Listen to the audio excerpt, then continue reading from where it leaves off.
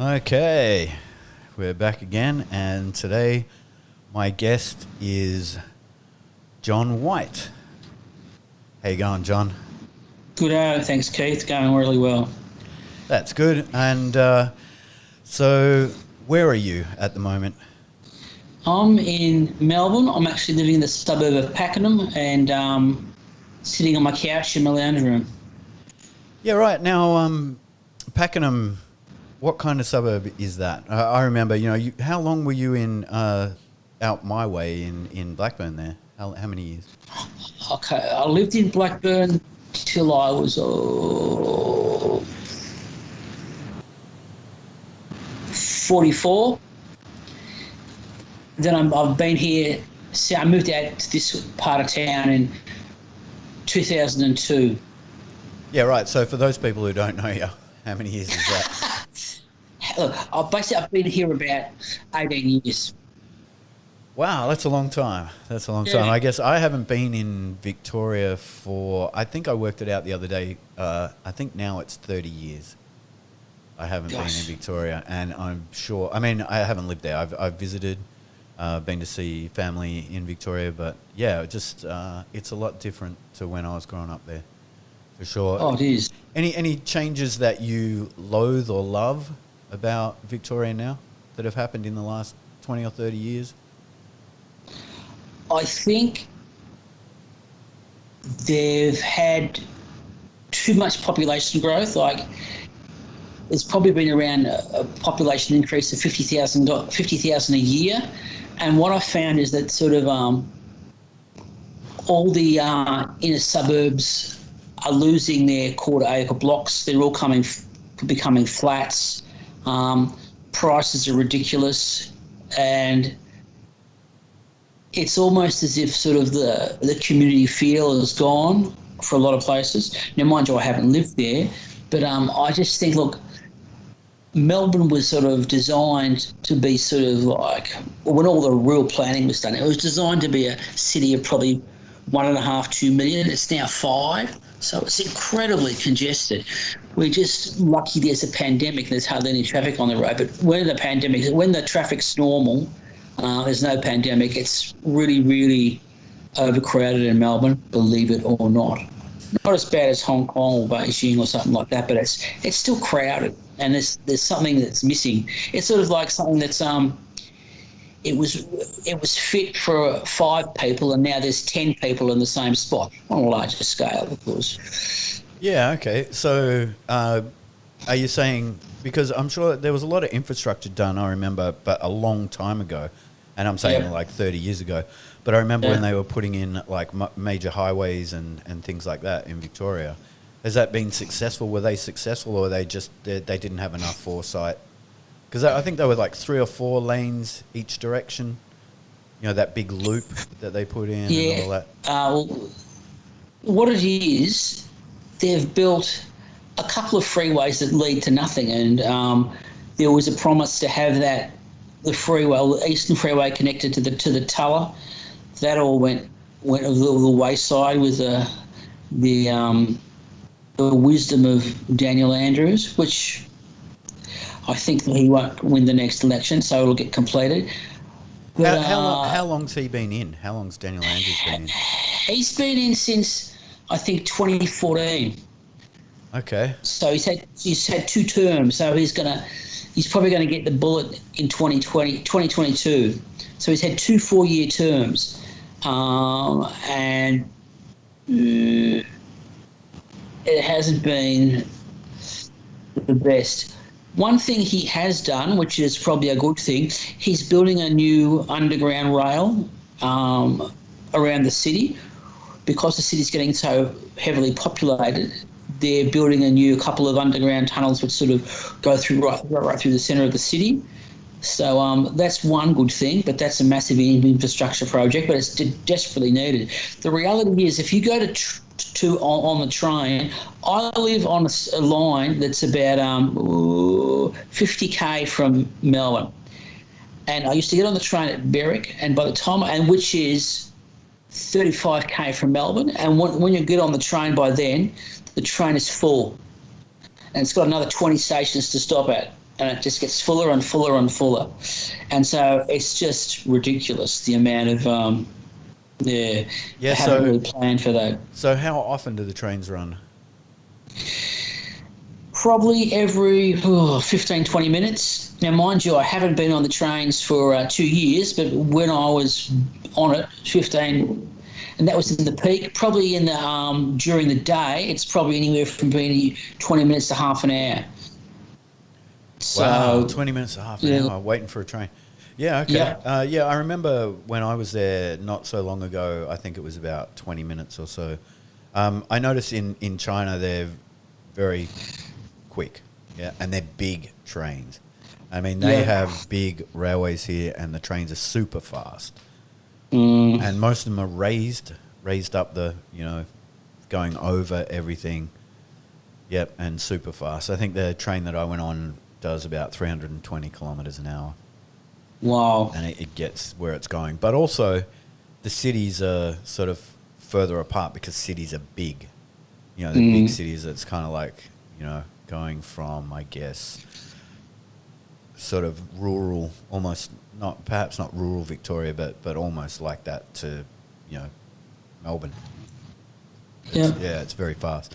Anyway, when we were talking before, you said that you'd like to have a bit of a chat about American politics and the American political situation, or perhaps how America's dealing with COVID.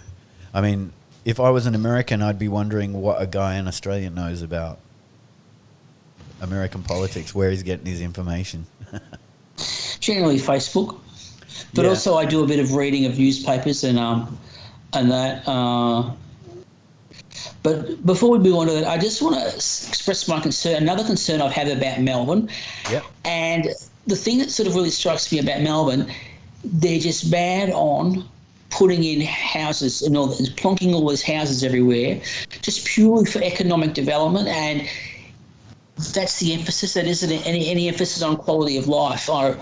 Near where I used to live, they used to put in hundreds and hundreds of houses, and they don't have any infrastructure like public transport or shops or anything. And I know some of my daughter's friends, when it's not busy, you get to A to B in 5 minutes, and then in the peak, it takes you 40 minutes to get from the A to B that takes you in 5. So it's just all this feeding in to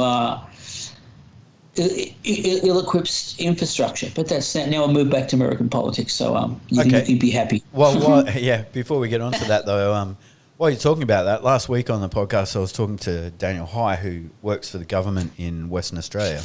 Yep. And we were talking about how during COVID there's been obviously a change in how business, governance, everything has been done. And a lot of that has been, well, look, hey, we worked from home and it didn't all go to shit. Now, do you think Victoria will maybe get onto that kind of thing of people working from home more now that they've proven that they can do it and, things are still happening? Do you think that'll happen, and that may reduce the really harsh traffic and that kind of thing, that maybe businesses now are going to look at that as an option? I think that's a real possibility, because I've been working from home for the last 6 months.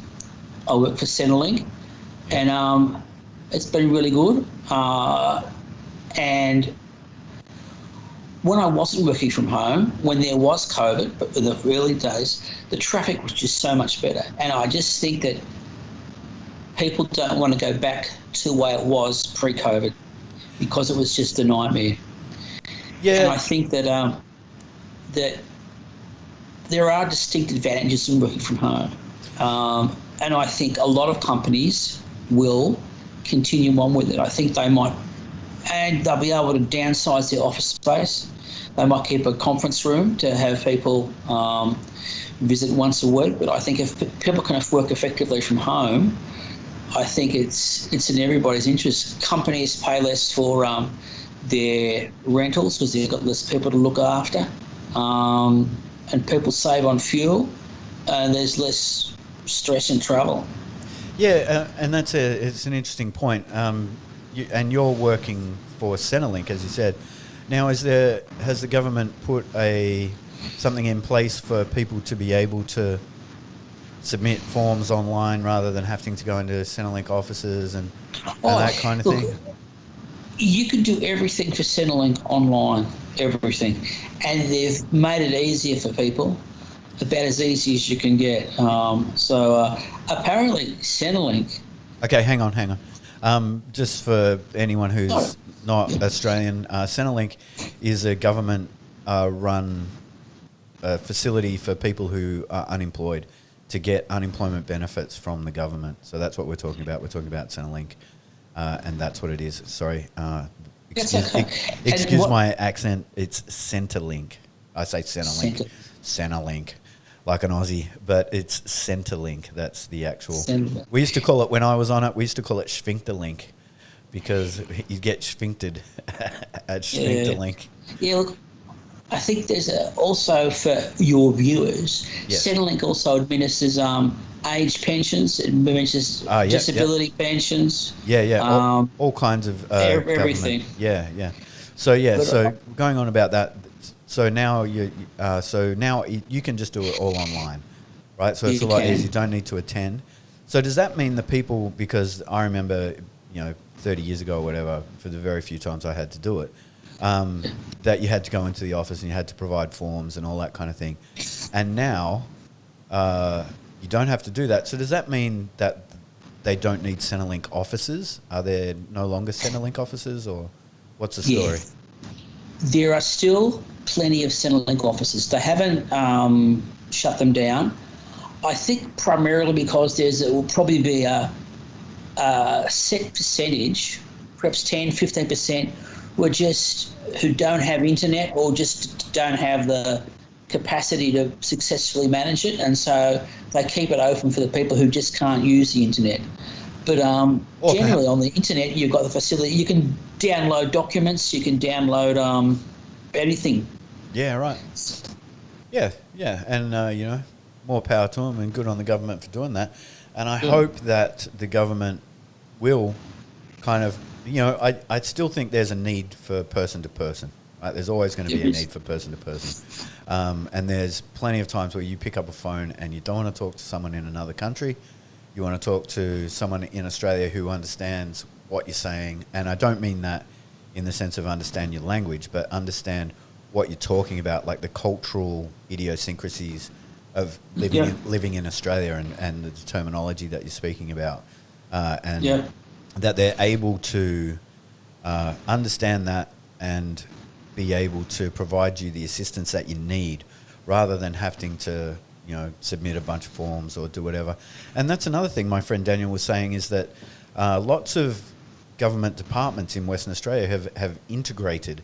So where, like, say, he was saying if someone died, it would take you you had to go to 64 departments, or there was some huge number of departments to change everything because someone had died. And now the Western Australian government has integrated them. So you really only need to speak to maybe 5 departments and get the same job done.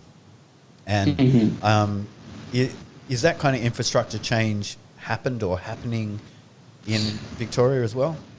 Well, Victoria is really different because we have actually been locked down in our houses for the last 6 months. For the last 3 months, it's been really severe. We haven't been able to travel any more than 5K from our homes. Yeah, okay. On that, I really want to ask you about this. Do you have anything on the figures for unemployment and unemployment? Has it risen? Yep. Yeah, so can you tell me that? Tell me about that, and tell the people who are listening. Okay. Essentially, at the moment, there are about 1.2 million people on unemployment benefit in Australia. Yeah, okay. And there is about it's about 2.8 million people on what's called JobKeeper.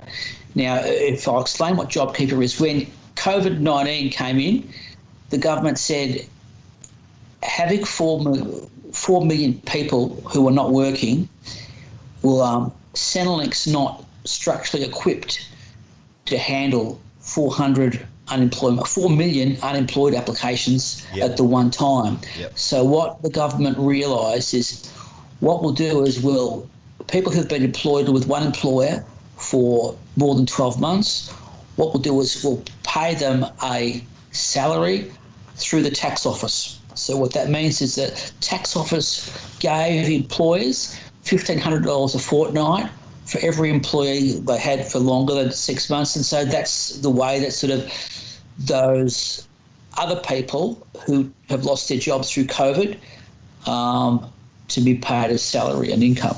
And so that was quite clever because Centrelink wasn't designed to look after 4 million customers. Mind you, it's gone up by the amount of unemployed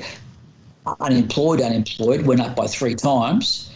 But Yeah, right. the rest of it was managed through the tax office, which is really quite sensible. Yeah, yeah, and it is definitely a time for people to be being sensible, especially with the large numbers that we're talking about. Becoming unemployed, and I really feel, and I also feel that it so easily could have been me. I could have been one of those people that was unemployed, even though I'm in another part of the world or whatever. I really feel for these people who. How many months is it now? Well, the pandemic started in March and it's now end of September. Yeah. So, yeah, a long time.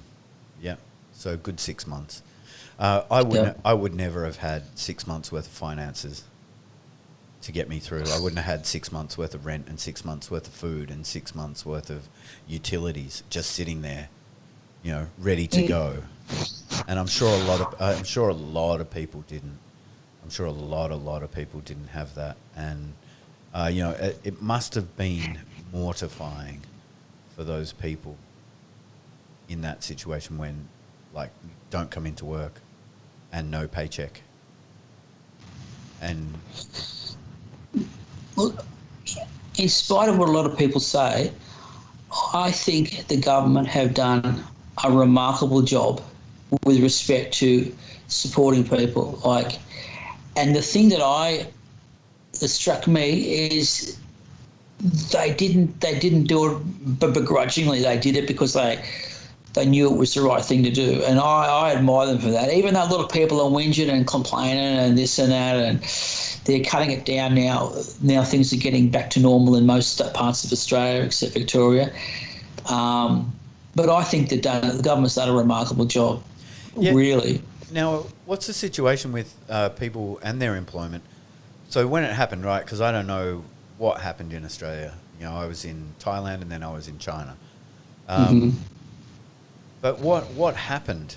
Like, so if let's say you were at a job, right, and then COVID's hit, and then they've told the business, right, non-essential, shut your doors, right? Those people, we're not paying you, but you've still got a job, or are they? For the majority of the people we're not paying you, but we're going to pay you because the government's paying us. And there was a lot of job losses in things like retail shut down. Yeah. And there's 100 people in that. Retail just shut down. And in Victoria, it's still shut down. Tourism shut down, still shut down.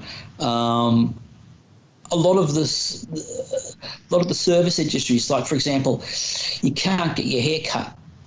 You can't get your nails done. Not that bothers me.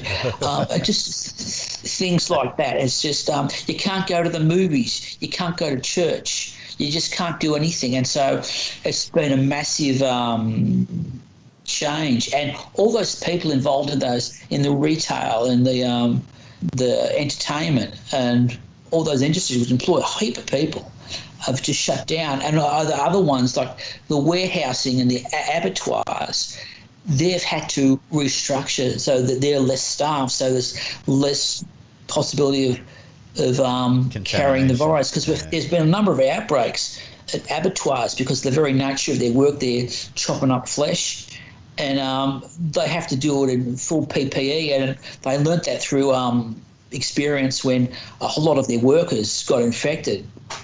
And so they've had to work at half shifts. Like, for example, there's no changeover. It's you leave and we'll come. There's no sort of like one shift goes in at 5 past and the next shift goes in at 5. That's all gone. So it shuts down and they restart just to avoid that contact between shifts. And also, people just have to stand. They have to employ less people because they're what was a place for 3 people on an assembly line has now become 2. So they've had to reduce their staff. So that's why there's less output. So a lot of people lost their jobs. 4 million Australia-wide at the beginning. Yeah, and that's a phenomenal number. Number. It's huge. It's a large percentage of the Australian population. For those people who don't know, that's what is it now? It's got to be 25 million. Yeah. So what's that? 20%? I'd say between 15 20 because you've got to take out the kids don't work, pensioners don't work. So but it's still probably working population of 18 million. So that's so huge. More. Yeah, it's more than 20% really of the working, because they're the only ones to be eligible for unemployment to register as unemployed. Yeah. So of the working population. So it's a huge number. It's very, very big, very big.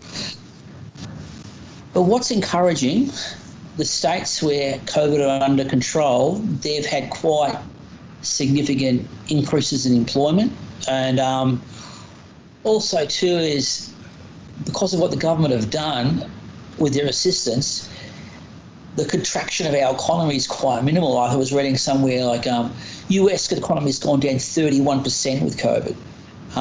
The U.K. has gone down, I don't know, I think it was about 15, 20%. Sweden, who didn't have any lockdown, was 9%, but Australia is about 6.7%. So Australia's really managed it well in terms of their economy as well.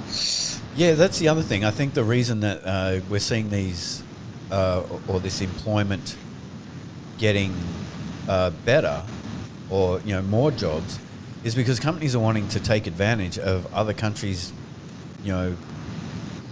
their financial situation.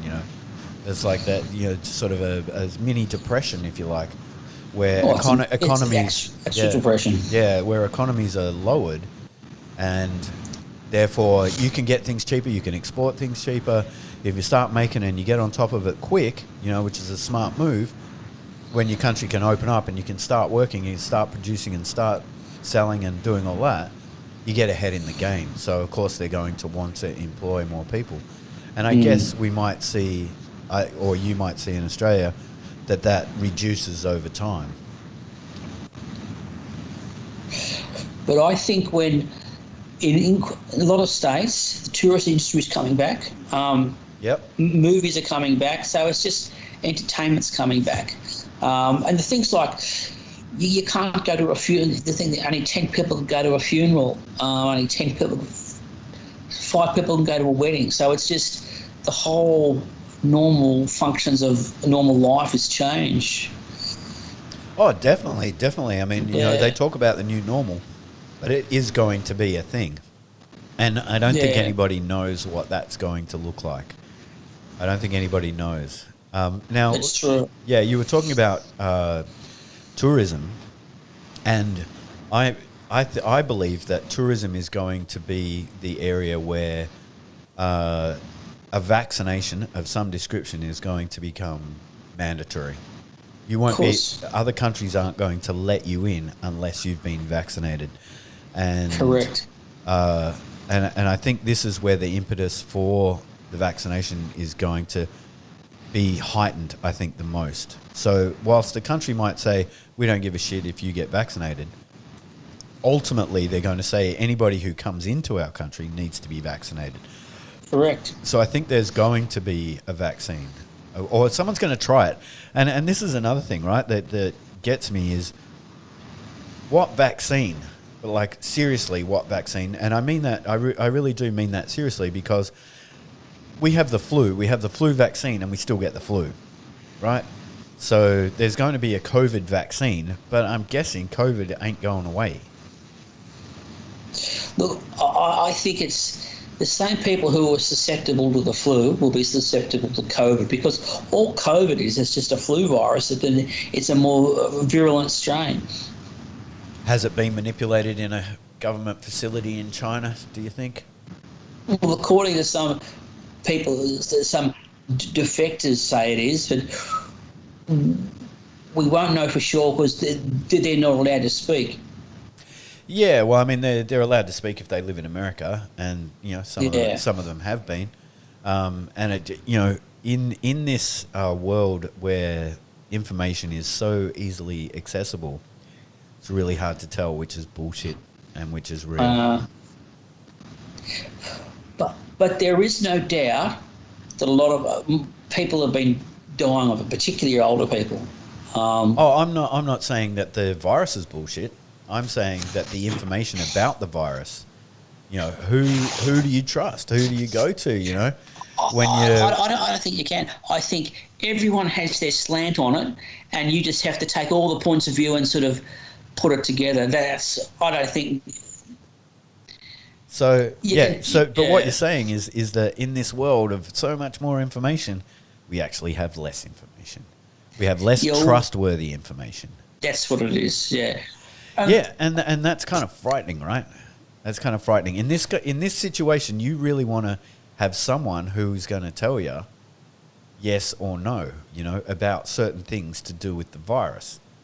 But at the moment, the yeses are being told no by someone else who claims to be an authority, and then the people who are saying no about some kind of, specific part of information about COVID are saying, they're saying no, but then someone else is saying, well, I'm an authority and that's bullshit. And it seems like there's so much of that going on that for the common man, like the waters are muddied, very, very muddied. Yeah, but that's the nature of the world as it is now. Yeah, that's the thing. Yeah, I guess that's kind of my point. My point is that, we talk about, oh, look, you've got freedom of, you can just get so much information now. You can just look online and get it yourself. I would say where, like, who do you trust? Who do you trust? And there's no disclosure on websites about, is it owned by a certain media company or another media company, if it's personal view, if it's, verified. And then you've got, like, the one that cracks me up is Facebook checking, right? Is, it's deemed to be partly true or partially false. What you get is partially false, right? And what I don't get is why Facebook, and geez, I hope I don't get pulled. I might get pulled for this. But why doesn't Facebook pull that shit about friggin' ads on all the ads you get on Facebook? You never get, the information in this ad might be partially true or partially false. Because I'm sure a lot of the products that they sell on Facebook and the ads that pop up are bullshit. No one's fact-checked whether that, tire grime remover actually removes the grime like it does in the ad. And there's no, as far as I know anyway, there's no agency other than Facebook who says yes or no about what's being advertised on Facebook. And it's like a pet gripe of mine, but, who's fact-checking the advertisements on Facebook? Or the apps that they're selling, or do they do what they claim? Is it really, are you going to make $1 million, and they say, get on with us and, follow what I do and you'll be rich. Come on, man. Like, if you're going to be, all the people who are going to be on Facebook, and you're going to fact check them, you should at least be fact checking the people that are paying you money to put their shit on your, platform. I think because there's so much stuff on Facebook, it's going to be very difficult for them to actually check it, and they're more interested in the money than fact checking it. Yeah, maybe that's the case. I'm just saying, why check the people and not, like, why check? Like, certainly there must be more people using Facebook and posting shit on Facebook who they are fact checking, and less people who are advertising who they are not fact checking. Which one would be easier to fact check? That's a good question. Yeah, I think so. I mean, of course, I personally, I don't believe that they're ever going to do that, because it would cost them too much in, like, trying to make everyone be truthful. People who are advertising shit be truthful. But it's interesting. It's an interesting thing. Anyway, let's get on to American politics. What have you got? What are your thoughts? What are your thoughts on the current situation? So we have two candidates. It's not far away, too. I think it's 2 months now till the election. What's going to happen? I see that people in America are worried that, X or Y will get in, but then it won't be accepted, and that there'll be riots and things like that, and it may get out of control. But there are already riots that are out of control now. Like cities like Portland, they've had riots every day for 100 days. So I just think that America is a place which, for people who don't live there, is really hard for people to understand what's going on there. Because what you see is that everything, this is what they're like, everything that Donald Trump does is wrong. Everything that Joe Biden does is wrong. And often that's at the expense of logic. And because if Trump is as bumbling as he is,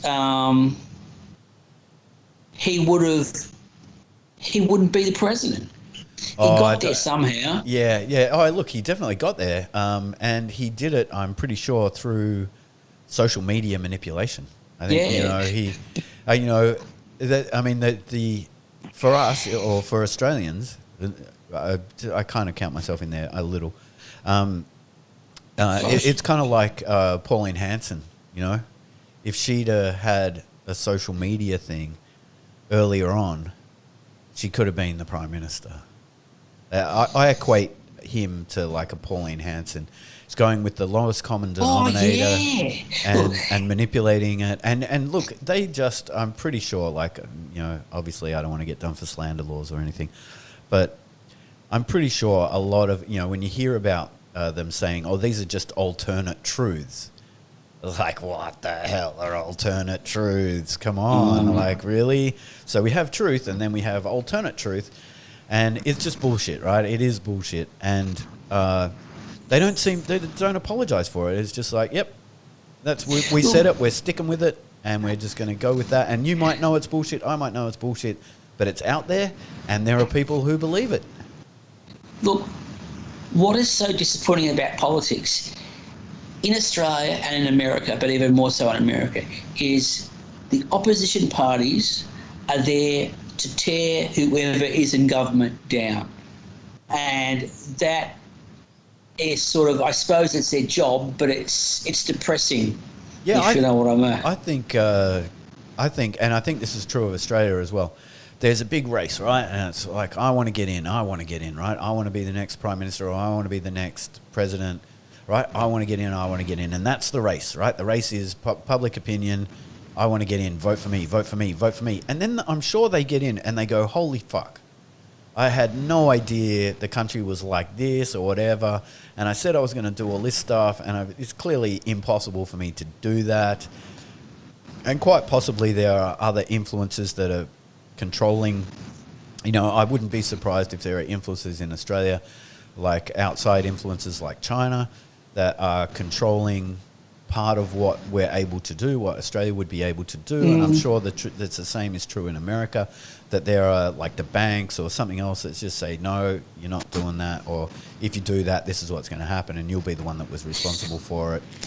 Look, I think politics is damaged by enslavement to a number of things: philosophy, ideology, and people who have lots of money. Yeah. And I just think those forces make people illogical. Like, the thing that strikes me is now perhaps I'm pulling this out as an example, is the riots in America. Now, sure, a lot of what's happening in America is bad, but I don't think it warrants the destruction of a whole blocks and blocks of a city. Oh, I just think yeah, it's definitely. that it It's is because there's a lot of anger, and that a poor political decision or an injustice is a trigger that releases all that anger that's out of proportion to that actual event. Oh, Does definitely. that make sense? Yeah, definitely out of proportion to the event, the response, but also it's kind of out of control. It's out of control. Like, you mentioned Portland, but do you know, like, from a outside of an American point of view, Yep. why they're doing it? Do you know why this is happening? The only thing is, I just sort of sense there's a lot of frustration. There's a lot of people who feel just out of control. They don't have any control over what's happening, and they feel dispossessed, and they want to have a say in it, and they want to have an influence. But there's no other way to channel that. Yeah. But they just have to, and then because of all that built-up frustration, they go berserk. And I think I was reading in the news that sort of Minneapolis has asked the federal government for $1 billion to rebuild the city of what was destroyed in the riots there. And so it's just just over the top. Well, also, I think there are people rioting, right? And I think, it seems to me anyway, they seem to be unclear about, why they are rioting. Yeah. Like a specific, this is the injustice, even if it's a group, like a broad term, this is the injustice that we're fighting against. And also, this is what we hope to achieve.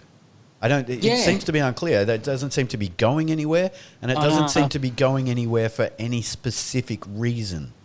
It just seems to be like, sort of one group got together and then they went like, fuck this, we're going to have a riot. And then people jumped onto it and they were like, great, we can go loot and we'll go and get, rob stores and take stuff. And, it's going to be lawless for a bit. So we're going to profit off that.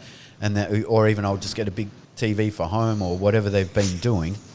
And then there's been like sort of the more hardcore ones, which are, we're going to set shit on fire and we're going to burn shit down. And, that's what we want to do. But there doesn't seem to be, like, they've jumped on a bandwagon and there's all these other people who have jumped on and no one seems really clear as to what the actual initial reason is. And then it's because, and I think this, right, and, I don't know, but because I live in China, right, so it makes me think a different way, purely because I live here, and that is, there seems to be a lot of this is about racism, right, but, and so it flies under the banner of Black Lives Matter, right, or some kind of thing like that is anti-racist. Yeah, it's an anti-racist thing. But I swear to God, you will never hear from an American that Chinese lives matter. Yeah. Yeah, and that's my point, is that their racism or their anti-racism seems to be quite confined to a United States cultural perspective, but not an international one. Oh, absolutely. Look, the thing that sort of struck me is I said to a friend, I said, in Nigeria, in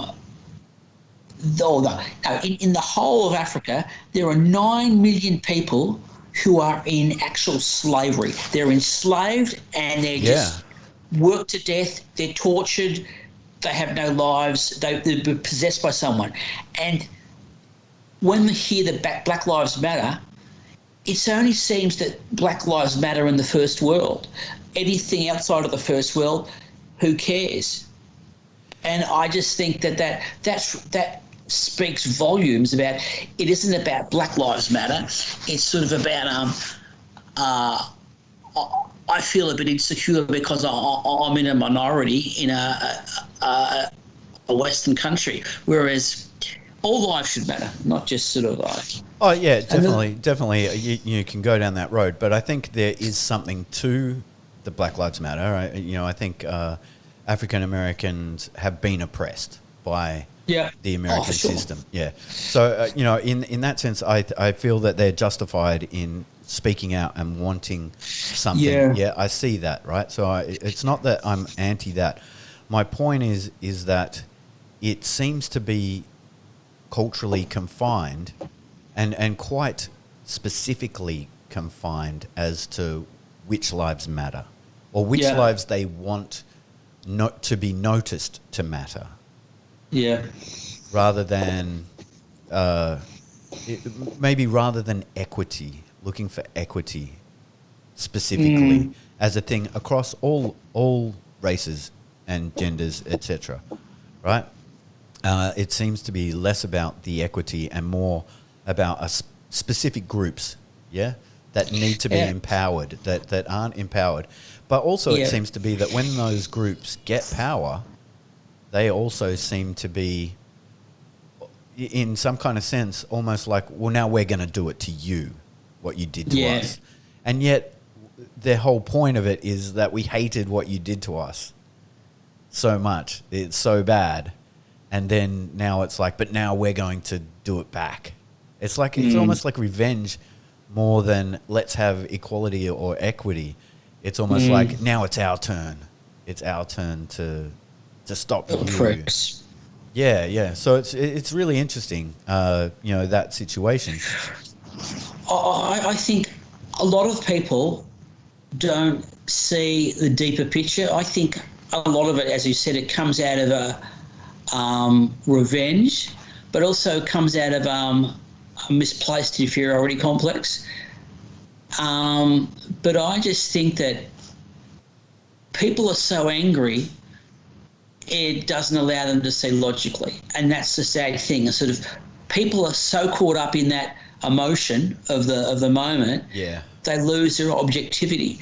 And that is the key thing that happens in a lot of parts of life. If you get caught up in emotion and you lose your objectivity, and just sort of a lot of people who are like that wouldn't look deeper and say, am I wanting to am I really wanting to achieve equality, or am I wanting to enact revenge? And I think if you ask someone that, they would go, they wouldn't, they're so caught up in it, they've stopped thinking about it.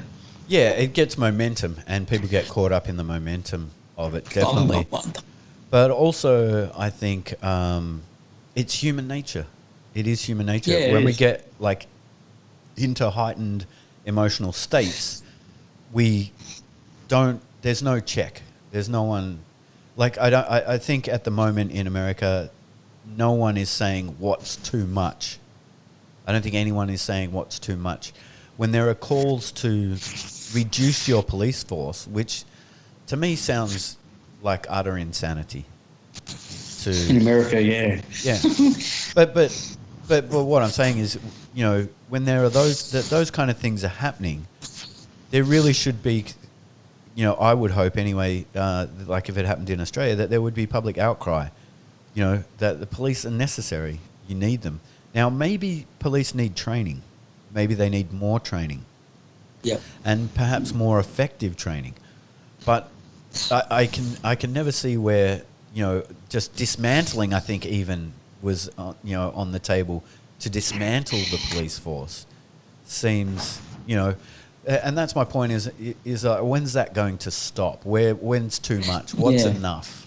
Where does it end? The thing that concerns me is that a lot of people are caught up in this philosophy as an ideology, and sort of like there are a lot of sort of a few cities in America which have massive amounts of violence, but because they take that position, they can't deal with it. They want to ignore it. Like, for example, Chicago, they have about probably 10, 15 shootings a day. 2 or 3 people die every day. But because the mayor is so sort of that way inclined philosophically and committed to it, people are suffering. Yeah, I mean, yeah, it's just fascinating to people outside of America what's happening with America who I think even now would still claim that they're the greatest nation on earth. I'm sure that they would still make that claim, and I'm sure they still believe that. My friend Desiree, who was on a few podcasts ago, said to me when I put that to her, they're the greatest, best place to live or whatever. She said, "What are they? What are they the best at?" And the answer is nothing apart from war. They don't have the best education system. They don't have the best health care system. They don't have, there's lots of things they don't have the best at. What do they have the best at? Military. They definitely have that. Maybe because no one's seen the Chinese military in action. I'm sure the Chinese military is pretty big. I'd be pretty sure of that. But they're just not in action. And, they're kind of not that way inclined themselves necessarily. I think the Chinese have worked out a far superior way of gaining control, and that's financial control over other countries, smaller countries. Yep. They don't need to go to war. They just buy them or own them or loan them money that they can't pay back. And and they get them that way. Which, I think there's two superpowers in the world, and they're going about it in different ways. But I'm pretty sure their agenda is the same. Of course. I think the Chinese are very clever to go down that path, because what it is, it's control without firing a shot. Yeah, absolutely. Yeah, it's a very interesting way that they're going about it. Now let's get back to America. Not necessarily the politics, because that's just it boggles depressing. It boggles the mind. It really does. It does. And it's also frightening. I think the implications of it are frightening. So I was talking to one of my students today. Most people who listen to the podcast know I'm a teacher here. And she was asking me about what I thought about China and what I talk about on my podcast. And I said, I often end up talking about China because normally the people that I'm talking to don't know much about China. So, often I get asked questions about it. And I said, I really believe that China is, if not the most advanced country in the world, is probably very, very close to it. In the sense of organizing their society, right? Now, they are communist, but also talking to another student or Chinese people that I know have said to me, well, that's what we tell the world. We tell the world that we're communist. But if you were to walk around in China, it's very much how you would imagine America to be. There's McDonald's, there's Starbucks, there's Burger King, there's Pizza Hut, there's KFC. Everything's here. Lots of neon. It's very bright. It's very high rise. And it's very developed. It's very developed, and the infrastructure is great. And I think there's also very little crime. Because it's a totalitarian government or a dictatorship, or whatever terminology you want to use to say how things work in China. It's that. But also, it's not, it's funny that, if you think about it with students, like in a classroom, they need rules. They need rules, and they need boundaries, and they need discipline. It's important, right? It's important so that everybody gets the same chance. Yeah, and that's a bit like China. It's not. I'm not saying it's exactly like China, but it's a bit like China. And China has very strict rules, but also I think it facilitates a good side as well. I'm not saying, and for anyone who's listening and thinks, oh, I'm just super pro-China, because I do say a lot of positive things about China, but also I say them because I think no one does say them. And there are lots of positives in China. There are huge number of negatives as well, which the world is aware of. So I don't think I need to harp on about that, but there is definitely positives that come out of China's system. And I'm wondering, and I'll ask you what your perspective on this is does the rest of the world need a little more discipline? Absolutely. I think the reason why the place is in so much turmoil, and there are issues in Europe too, like they're having trouble with COVID because people aren't living as if there's a pandemic around, and the rates of infection are now what they were 6 months ago, because people are just very laissez-faire about things. Also, too, there are issues with there was a lot of processing as getting locked down, and I just think that people aren't as disciplined, and because of that lack of discipline, there is a lot of breakdown of society.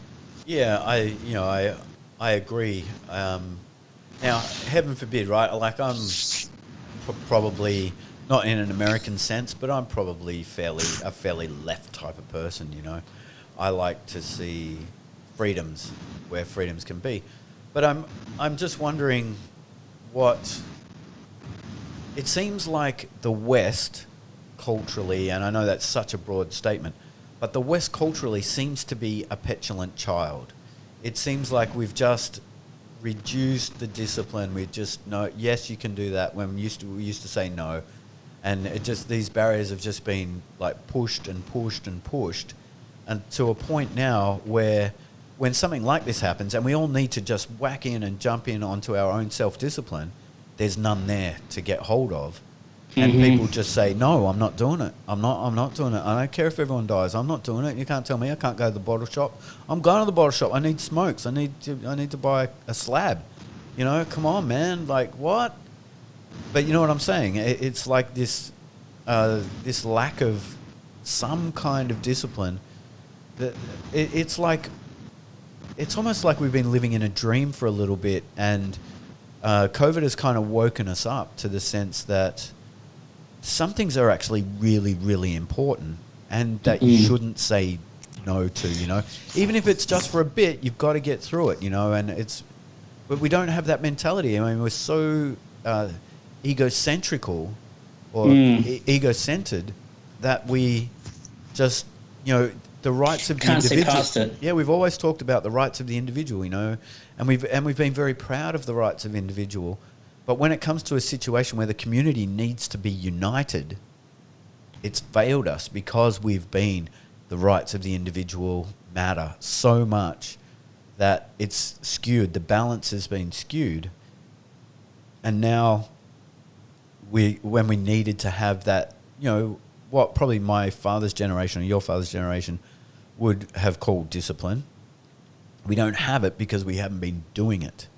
There hasn't been, and I'm talking more on a cultural level, like that we haven't, as a culture, instilled kind of, and again, I want to steer clear of the idea of patriotism. I'm definitely not. I don't believe that does any good for anyone. I think that's probably one of the most divisive things in the world. It's probably the most divisive thing in the world, where everyone's, I'm from this country and we're the best. I'm from this country and we're the best.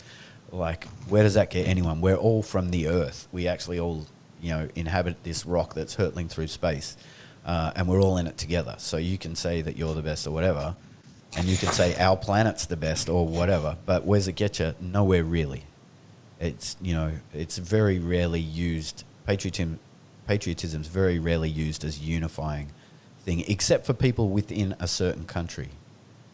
But I think, you know, we need to start thinking more intelligently, I think, as people, about our situation, about where we live, and about, you know, culture, and about, you know, our existence on the planet. We need to think about that more intelligently. Yeah, well, that's a universal problem, and it's not just removed. It's not just with politics; it's with the whole of life. And I think what we're seeing in the world is what's happening is because there's a breakdown in people's self-discipline and people's awareness of they've become, as you say, egocentric and not conscious of their community. And I think if people were more conscious of their community, they'd probably be happier. But yeah, people are asserting their rights, which they can, but it doesn't always work out well all the time. Yeah, well, I think we've been fed a lot of shit too for a long time where we've been, I remember, well, probably from the 90s, maybe the 80s, but more likely the 90s, where it's been like a lot of everything has been about, oh, don't trust your neighbors. And it's been about isolating us, and it's been about everything against community and more about about the individual, if you know what I mean. That it's been, the news and everything has always had that slant of like lock your doors and protect your own things, and you never know what the neighbors are going to do, and you never know what the guy down the street and strangers, don't go make friends with strangers, avoid them, because strangers are danger. There hasn't been a united community idea for a very, very long time. Except now, I think, with COVID, people are reaching out. They're wanting to make connections with other people that they haven't perhaps spoken to for a long time. I know I'm one of them, and, this podcast's kind of the result of that. But I think people are starting to perhaps unify again. What do you think? I think that when there's a big change, people start to reevaluate their core values, because unless there's change, people sort of go on like robots and they just do this, do that, do this, do that, do everything they're expected to do, but they don't think about it. They just sort of plod on. Yeah, and I think, yeah. I'm going to jump in, and it's only because I want to have a little bit of a laugh, but the core values, right, is something that every company seems to tout, right? Every company seems on their leaflet or on their website or whatever, our core values, and it seems that all the companies have core values and very, very few humans do these days, or have thought about them and written them down, and this is what I believe, this is what I believe in, and this is what I think. Mm-hmm. Yeah. What do you think? I'm trying to think. Sorry. So many lines. So many things I could say. Don't really. I think people are always inward looking, and they look out for themselves. And I just think what happens in the world is because people do all these things which think this suits me, that doesn't suit me, that doesn't suit me. Yeah. And yeah. the subtotal of that is that we build barriers about anything different. And that's one thing that's sort of really relevant today is 20, 30 years ago, it was okay to agree to disagree. Yeah, but now it's almost impossible to agree to disagree. Yeah, you're either right or you're wrong. That is one of the major problems of our world today in politics and in life, is that people can no longer agree to disagree. Yeah. And I just think world's a better place when people agree to disagree. And I think that's the problem with the world today, is that it's very difficult, almost impossible, for everyone to agree to disagree. Yeah, we've definitely lost that. Can I just get you to sit back a little bit? You're sure. cutting your head off. Okay. Yeah. Well, I'm also, okay. It's a really, really interesting point that that society now, it's win at all costs, and it's win using social media, and it's win tell lies, it's win throw mud, and it's throw the stickiest mud you've got. So just the worst thing that you got, the worst thing that there's even a whiff of. If there's a whiff of it, I'm throwing that, even if it's not true. I'm gonna, he beats his kids. Or I'll make it up. Just as but maybe I'll retract it later. But that mud's already stuck, and and it's dirty pool. And I remember years ago that sort of thing was really frowned upon. Like personality slurs against, like, between politicians were kind of frowned upon, because it was like, that's not cricket. We don't do that. It's about the issues, and we don't get the people's private life involved. We want to know what you think about this. And it was like private lives were not the focus, and yet now it seems that it's the only focus, and really who gives a shit what they're going to do, as long as they're like, sorry, I should have. But so it's like they. I know, I know, and that will never bring a positive outcome, and that means it's so difficult for afterwards for these politicians to work cooperatively together if that's what they've been throwing beforehand. Everyone burns their bridges before they cross them. It's just really, really sad. Ugh. Yeah. So I just Yeah, keep going. I'm just really glad that I'm going to be dead in the next 50 years, because I just think the world's going to be a really, really depressing place in that time. I really do. I think people are going to become so polarized, and because I think where there's just less ability to sort of see the other person's point of view, and it's fashionable these days to sort of like to say, this is how I think, and I think you should think like this, and I don't care what you say. And how do we live in a community of people like that? Oh yeah, it's people who are talking to people, just not listening, but just waiting for their turn to talk and say, "You're full of shit." And this is and then the other person's not listening to what they're saying, waiting for their chance to say, "You're full of shit," and this is why.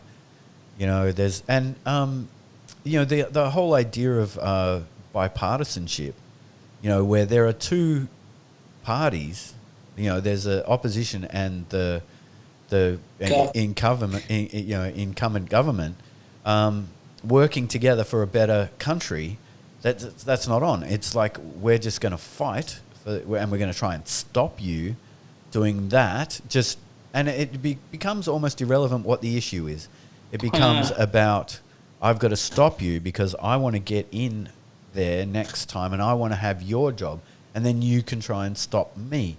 Instead of, for fuck's sake, like seriously, there are so many issues and so many things that need to be addressed in every country. Mm-hmm. Yeah, things like education and healthcare, serious, like actual real things, right? That always end up on the back burner.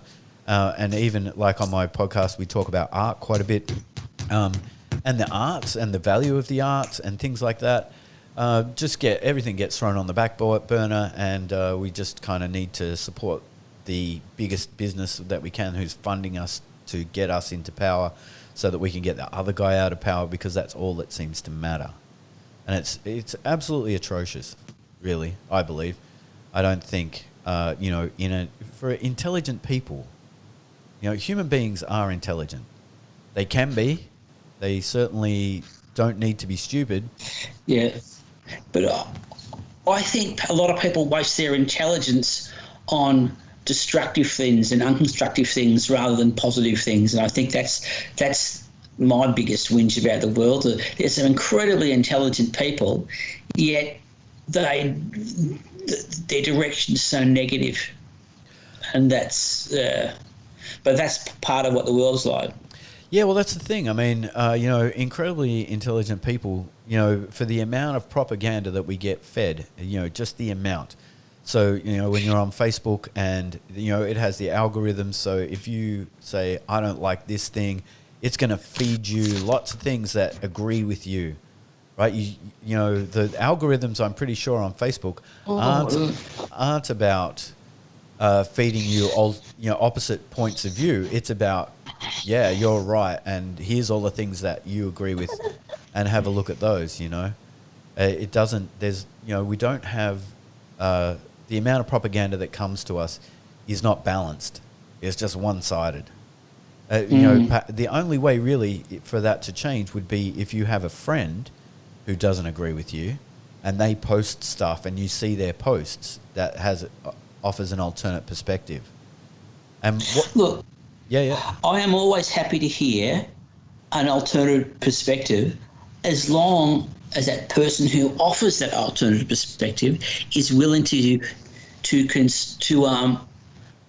have an objective and logical discussion about why their perspective makes sense and what the positive outcomes are of perspective. Because like having a perspective where there's not a logical pathway to a positive outcome is ridiculous. Yeah, You've got yeah. Look, for me, just having those conversations with people is not necessarily about a positive perspective, but I just know how many times I've been wrong in my life. And I'm sure I'm not Robinson Crusoe, I'm sure I'm not the only person who's ever been wrong in their life. And I'm pretty sure everybody's been wrong. And yet people speak like they've never been wrong. Like this, what I'm talking about now, I am 100%. It's the right thing to do. And I've thought about those things, and I've jumped on bandwagons, and I've gone, yeah, that's the right thing to do. And I've been wrong. I'm quite happy to admit that there's plenty of things that I've been wrong about. And there's plenty of even some conspiracy theories and stuff that I've thought, man, I don't know. Like, I've seen someone post something and say something about something and thought, geez, maybe that's actually is what happened.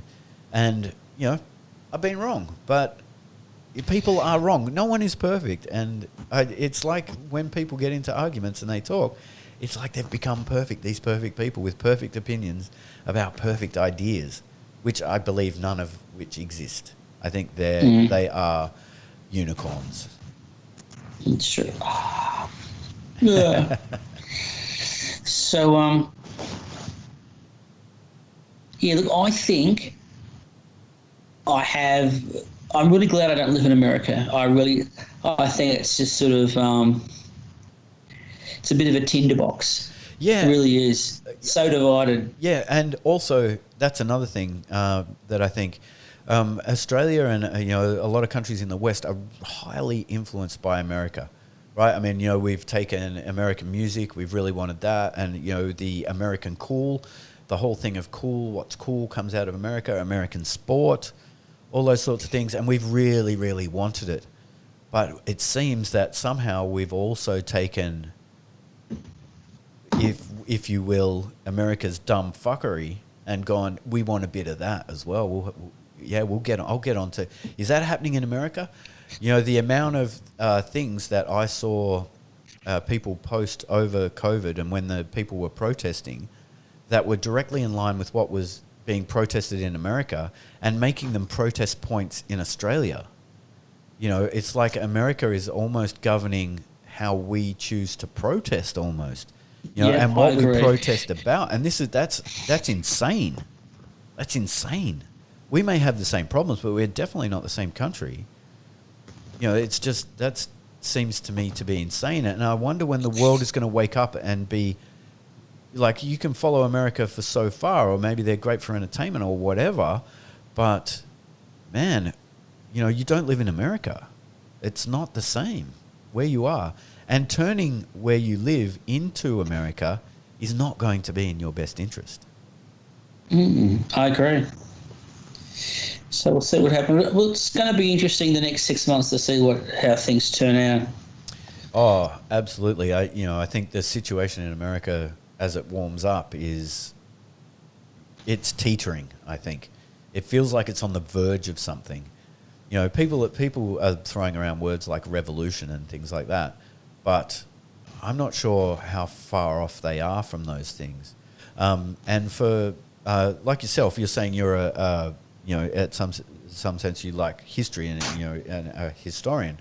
Some of the great empires, the final days of Rome, America is exhibiting a lot of the same things that were precursors to the downfall of Rome and the downfall of lots of great empires. Look, I think that a lot of the reasons why the empires died or eroded was due to power struggles, and that's what's happening.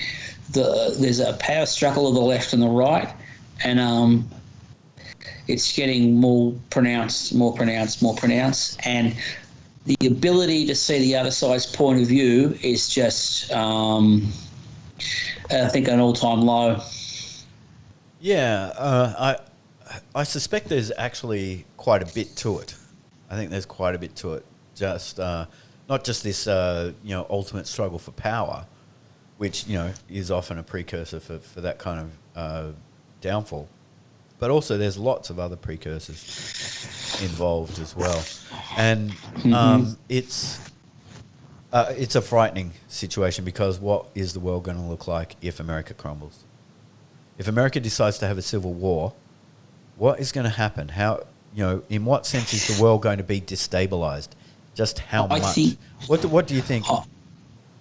what I think is China will assert its authority in terms of economically, because if America suffers economically, China's already to step in. And I was listening to this podcast this morning where China is spending $1 trillion US on their Belt and Road around the world. Yep, That's I know just about the Belt and Road. extraordinary.